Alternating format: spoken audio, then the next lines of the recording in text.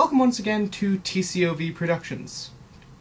Good God, could it be? That's right, folks, it's an Edward Norton double feature. Right after, and I mean immediately right after, seeing The Illusionist, I strapped in for The Incredible Hulk. You know, as opposed to the mediocre, just okay Hulk. You know, the one Ang Lee directed.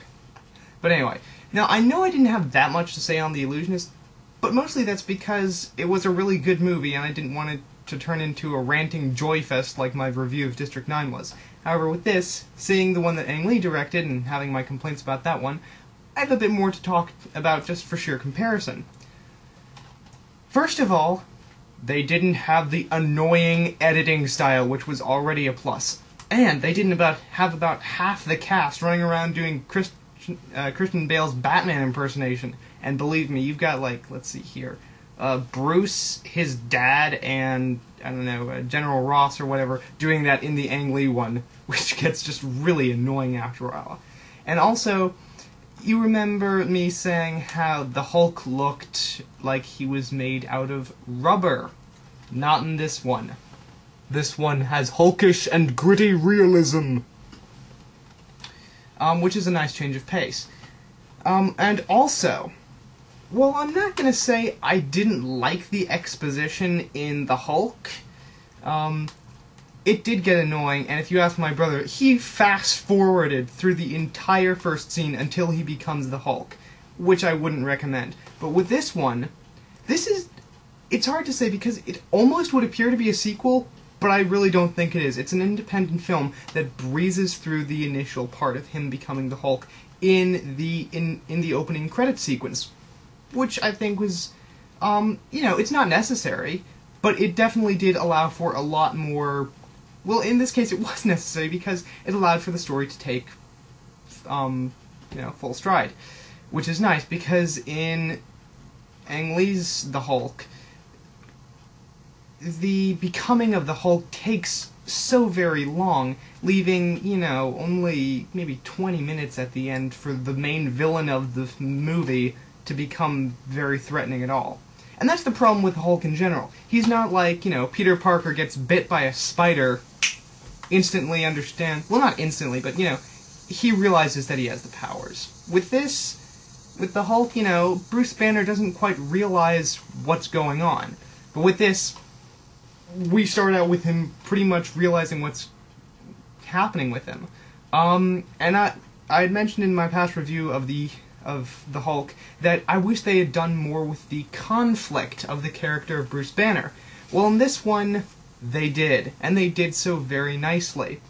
He's really trying to control this thing, and they have this little counter, days without incident, and such, you know, and they fixed the whole anger problem.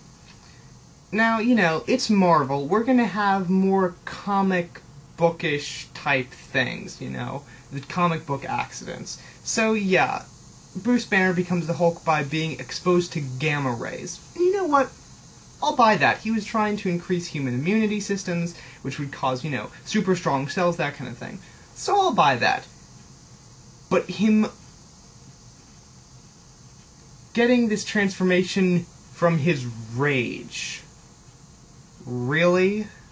I mean, really?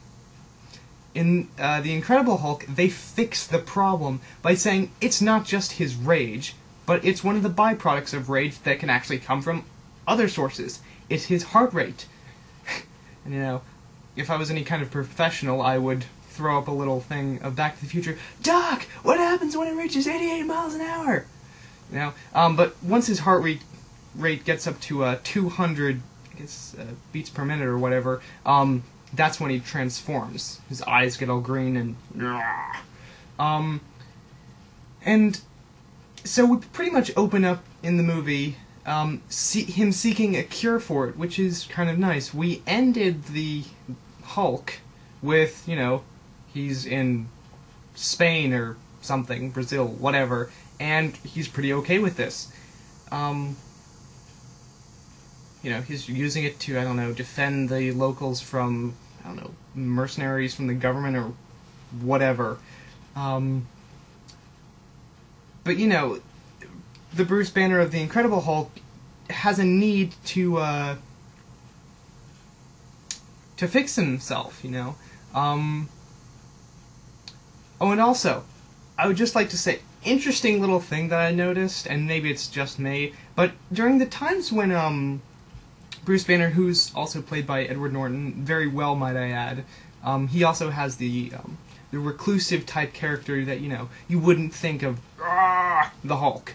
When he's not clean-shaven, there are a couple of moments where he really looks like Russell Crowe, which I thought was ironic, seeing as how, you know, in The Hulk, you had Jennifer Connelly and Josh Lucas. Oh, and by the way, not casting Martin Hanson as a minor villain. Good choice! Anyway. Also, speaking of the actors, Liv Tyler, I really didn't think that she looked that attractive in this movie. Admittedly so, I've only seen her in The Lord of the Rings, but still, she looked pretty plain in this movie.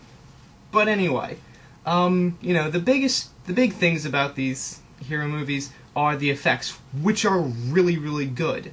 I'm not saying the ones in the Hulk were bad, though admittedly so, the transitions, they had the reek of lack of professionalism, but the Hulk himself looked okay, not incredible, but still decent. He looked like he was in the world, looked like a real puppet, but, you know, nonetheless.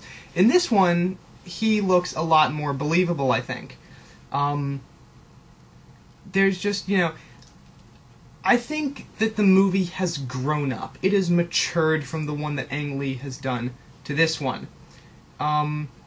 Because, I mean, even for the Marvel movies, which are a lot more distinctly sort of colorful and not as dark as, like, The Dark Knight, that was kind of redundant, or Batman Begins. I haven't seen any of the other DC-based movies, but still. Marvel is sort of on the more light side of things. But I mean, even so, particularly in, like, Iron Man, there are some grown-up concepts in that one. I felt that those were kind of stripped away in the Hulk. In the Incredible Hulk, I feel that that's sort of a lot more there. Also, the Hulk doesn't fly, which is kind of nice. And also, when he is the Hulk, he's not just a beast. He's more like, you know, the character of King Kong in Peter Jackson's rendition of it. I haven't seen the others, so maybe in the others as well. Or like a small child, where there is some retainment of intelligence. Not very advanced, like when he throws a boulder at lightning, but he's still doing it to protect Betty. So, you know, perhaps there's a little bit of Bruce there. Anyway, the villain for this movie, the Abomination, who basically gets a supersized dose of Hulk-ness-osity. And that raises the question, if Hulk, in his, you know, sort of, I guess you could say, low-dosage exposure to this gamma thing, he can't speak except in the one kind of cheesy moment where he goes, Hulk smash! Oof! He really can't talk. The Abomination seems to have no problem with that. What, did the gamma radiation also charge up his intelligence enough, or... I don't know. But anyway, and I like the fight between those two. In the Hulk, the fight between Bruce and Daddy, I mean, there's... The Hulk in both of those movies is pretty indestructible. You just want to shout at the soldiers, what part of bulletproof don't you people understand? But in this one, you know, you can see cuts and stuff on the Hulk. He's a little bit mortal. A little bit more mortal, anyway. And same with the Abomination. So you feel that it's not, you know, two indestructible forces colliding with one another. You've got two guys who, though super strong, are mortal. One of the two is gonna be able to win out, as opposed to, you know, so what now, Jack Sparrow? We to be two immortals locked in an epic battle till Judgment Day, the trumpet sound. Anyway, so yeah, overall, I'd say view it. Definitely view it over the Hulk. So yeah, that's my review. See you next time.